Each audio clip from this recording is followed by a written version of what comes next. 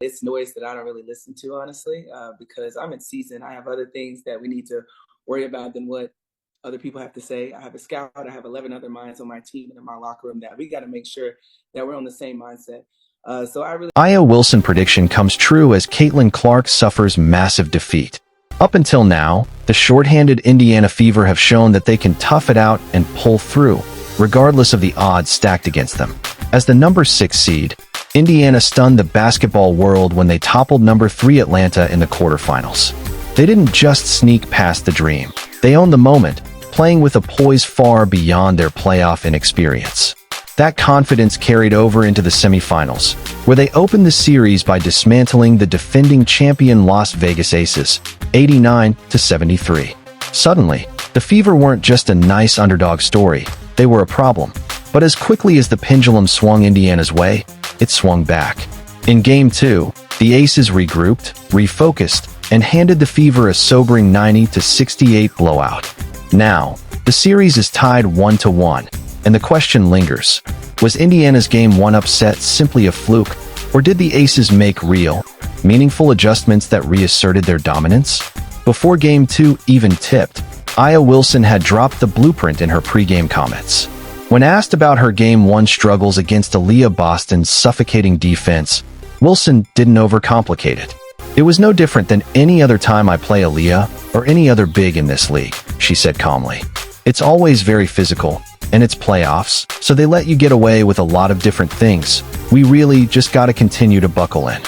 Indiana's defensive scheme in the opener was simple but suffocating. Crowd Wilson, collapse the paint, and dare Vegas to win anywhere else. Aaliyah Boston's performance was nothing short of elite.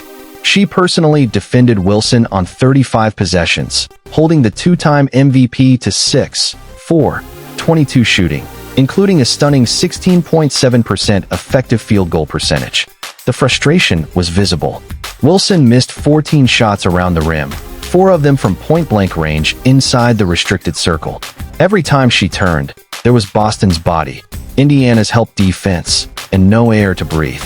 Indiana's collapse-the-paint approach also slowed Vegas in transition, one of their biggest weapons. With the Aces unable to get easy buckets, the Fever controlled tempo, turned the game into a half-court slog, and made the defending champs look mortal. Wilson came out in Game 2 with a different rhythm and a different plan. Instead of going one-on-one against Boston in static post-ups, the Aces used movement and misdirection to unseat Indiana's defensive anchor. Early seals, pick-and-roll slips, and elbow actions forced Boston off her preferred spots. Suddenly, Wilson had angles.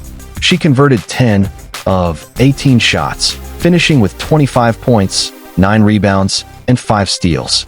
And while Boston still played her tough, Wilson's production was now spread across actions that Indiana couldn't bottle up the way they did in Game 1. The ripple effect was massive. With Wilson establishing herself, Vegas opened the floor for its other weapons. The Aces turned the paint battle around, scoring 48 inside compared to just 38 in Game 1, while also getting into transition more often. Defensively, they buckled down, limiting Indiana to 41% shooting, forcing bad decisions, and preventing Kelsey Mitchell, who had erupted for 34 points in Game 1, from finding any rhythm. Mitchell shot just 4 of 14 for 13 points, and without her spark, Indiana's offense stalled. Game 2 wasn't just about Wilson. For a team that thrives on balance, the Aces finally got the supporting cast lift they'd been missing. Former Fever forward Nalissa Smith, now in her 3rd team in as many seasons, looked more comfortable than ever. Against her old squad, she scored 18 points on an efficient 7 of 9 shooting, slashing into the lane and forcing contact. Jackie Young added 13, Jewel Lloyd and Dana Evans each chipped in 10, and Chelsea Gray quietly orchestrated everything with 10 assists. Indiana, meanwhile, showed flashes, but never the same spark they carried in Game 1. Odyssey Sims led with 18 points. Lexi Hull, bravely playing through a back issue with a brace, added 15 off the bench, but Boston was limited to just 10. This was the exact kind of game where Caitlin Clark's presence was missed. Her ability to stretch defenses, draw fouls, and deliver timely daggers could have provided the oxygen Indiana needed. Without her, The Fever looked toothless once the Aces ratcheted up their physicality. One subplot to Game 2 was the officiating. The two teams combined for an eye-popping 41 fouls, a pace that shredded any semblance of flow. It's hard for us to find flow when there's a foul called every 10 seconds, Fever coach Stephanie White said post-game. I mean, it just really is. Even Becky Hammon admitted the constant whistles made for an ugly game, noting that if NBA rules had applied, this might have sparked full-on fights. Yet, foul-heavy or not, the physicality was exactly what Hammon wanted after Game 1. We can't come out and have them play harder than us, she had challenged her team. By Game 2, they answered. She pointed back not to Game 1's loss, but to a far more humbling moment earlier in the season, a 111-58 loss to Minnesota on August 2nd. That embarrassment, she reminded everyone, was the fuel for the Aces' 16-game winning streak to close the regular season. Game 2, we just decided to come to work, Wilson said. When we do that and we play the right way, good things happen.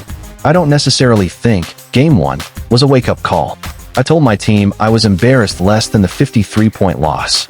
No one panicked.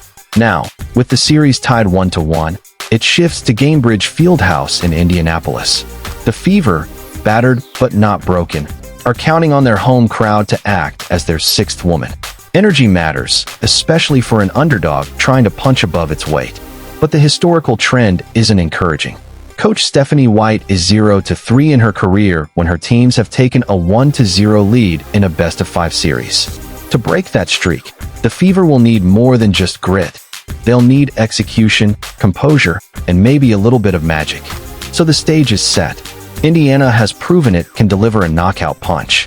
Vegas has proven it can take one, adjust, and strike back harder. The question remains, will Caitlin Clark and the Fever rise again to push the champs to the brink?